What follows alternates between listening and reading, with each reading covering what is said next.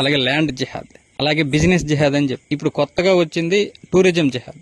Tourism జిహాద్ ఏం కొత్తగా రాలేదు, వాళ్ళు ఎప్పటి నుండి ఉన్నది. కాకపోతే ప్రజల అవగాహన లేదు. ఇది ఎన్నిసార్లు చెప్పినా కూడా మీరు చూసి చూడనట్లు వదిలేస్తారు. కాకపోతే కనీసం ఈ వీడియో 10 మంది కానీ షేర్ చేయండి. అంతకు మించి మనం హెల్ప్ చేయాల్సిన అవసరం ఏం లేదు. ఏం రోడ్ల మీదకి వచ్చి నిరసనలు చేయాల్సిన అవసరం లేదు. మీకు ఒక కథ చెప్తా, మీరే నిజ నిర్ధారణలు చేసుకుని ఇందులో ఎంతవరకు నిజం ఉందనేది మీరు తెలుసుకోండి. మహారాష్ట్రలోని జల్గావ్ జిల్లా నుండి 125 మంది పర్యాటకుల బృందం రైలులో ప్రయాగరాజ్కు చేరుకుంది. ప్రయాగరాజ్ చేరుకున్న తర్వాత గ్రూప్ లీడర్ కేసర్వాణి ట్రావెల్స్ కి చెందిన 3 పెద్ద అలాగే చిన్న బస్సులను బుక్ చేస్తాడు. బస్సులు గోరఖ్పూర్ సోనౌలి ఇంటర్నేషనల్ బార్డర్ నుండి 8 రోజుల పర్యటన కోసం నేపాల్ దేశంలోకి ప్రవేశిస్తాయి. ప్రయాణికులను ప్రయాగరాజ్, చిత్రకూట్, గోరఖ్పూర్, అయోధ్యధామ్ మరియు నేపాల్లోని ప్రసిద్ధ పర్యాటక కేంద్రమైన పోఖారాకు చేరుకుంటాయి. మరుసటి రోజు ఉదయం 8 గంటలకు 3 బస్సులు పోఖారా నుండి కాఠ్మండు వైపు బయలుదేరాయి. గోరఖ్పూర్లోని ప్రిపైచ్లోని నివాసం ఉంటున్న ముస్తాఫా అలియాస్ ముర్తాజా డ్రైవర్ గా ఉంటాడు. దానికి బస్సు 1000 అడుగుల లోతైన లోయలో పడింది.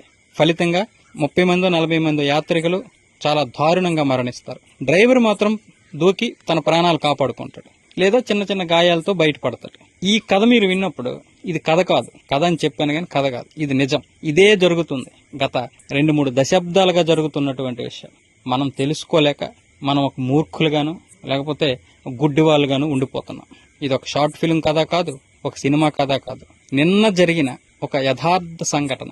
మొన్నే మీరు కాఠ్మండు అదే నేపాల్లో ఒక లోయలో పడిపోయినటువంటి బస్సు ఏదైతే ఉందో ఆ బస్సులో 40 మంది చనిపోయారు. అందరూ కూడా హిందువులే. కానీ మరి ఆ డ్రైవర్ బతికాడు, ముస్లిం. ఒక్క ఈ డ్రైవర్ అనే కాదు, అనేక మంది డ్రైవర్లు అందరూ ముస్లింసే. వాళ్ళందరూ బయటపడతారు. ఎందుకంటే వాళ్ళందరూ సిద్ధంగా ఉంటారు అన్ని విషయాలకు. మీకు ఏదైనా డౌట్ వస్తే, ఇక్కడ సందేహం పుట్టకపోతే మరి నేనేం చెప్పలేను. ఇప్పుడు గత 6 నెలలుగా చూసుకుంటే హిందూ భక్తులను టూర్కి తీసుకెళ్లే బస్సుల్లో 95% అందులో ప్రయాణికుల మధ్య ప్రమాదాలు లేదా ప్రాణ నష్టం జరిగినట్లు అనేక నివేదికలు ఉన్నాయి. కానీ దీనికి 95% మంది ముస్లిం డ్రైవర్లే. అందరూ కూడా బ్రతుకుతారు. మీరు అడుగడుగున జిహాద్ నీడలో ఉన్నారని నమ్మకపోతే అది మీ కర్మ. మనందరం కూడా జిహాద్ నీడలోనే ఉన్నాం. ఏ రూపంలోనైనా మనం దానికి బలిపశువు కావచ్చు.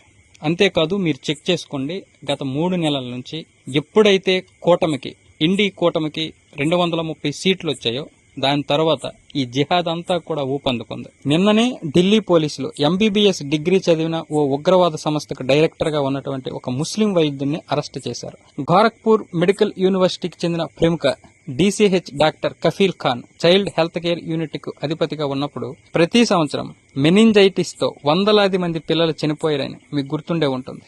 యోగి ప్రభుత్వం అతన్ని పదవి నుంచి రిలీవ్ చేసినప్పటి నుండి గోరఖ్పూర్ మెడికల్ కాలేజీ నుండి ఇప్పటి వరకు ఒక్క చిన్నారి కూడా మెనింజైటిస్ కారణంగా మరణించినట్లు నివేదించబడలేదు. ఇది కల్పితమా లేదా ఊహాత్మక విషయాలు కాదు, ప్రతిదీ ధృవీకరించబడింది, అలాగే రికార్డు చేయబడింది. ఇప్పుడున్నటువంటి పరిస్థితులు చాలా సున్నితమైనవి. మనం ప్రతి క్షణం, ప్రతి చోట, ప్రతి పరిస్థితుల్లో అప్రమత్తంగా ఉండాలి. లేకపోతే ఇస్లామిక్ జిహాదీకు ఎప్పుడు బలవుతామో మనకే తెలియదు. మన పిల్లలు కూడా ఎలాంటి పరిస్థితుల్లో ఉన్నారో, ఎంత ప్రమాదంలో ఉన్నారో ప్రతిరోజు చెక్ చేసుకోవాల్సినటువంటి పరిస్థితి. మీ పిల్లలు లవ్ జిహాదీకి బలైపోతున్నారా? మనం ల్యాండ్ జిహాదీకి బలైపోతున్నామా? లేకపోతే బిజినెస్ జిహాదీకి బలైపోతున్నామా? లేకపోతే హాస్పిటలైజేషన్కి బలైపోతున్నామా? లేకపోతే టూరిజానికి బలైపోతున్నాం? ప్రతిదీ గమనించాలి. అడుగడుగున రావణుడు కూర్చున్నాడు. మనకి ఎంతమంది రాములు దొరుకుతారు, ఇది మనం గమనించుకోవాలి. ప్రతి ఒక్కడు మనకు దొరుకుతున్నది సెక్యులర్ మారీచులే. వందలు, వేలు, లక్షల సంఖ్యలో మారీచులు హిందువులను భ్రమింపజేస్తున్నారు. చెప్పాల్సింది చెప్పాం. ఇక అది మీ ఇష్టం. మీరు ఎంతవరకు దీన్ని చేరవేస్తారో చేరవేయండి.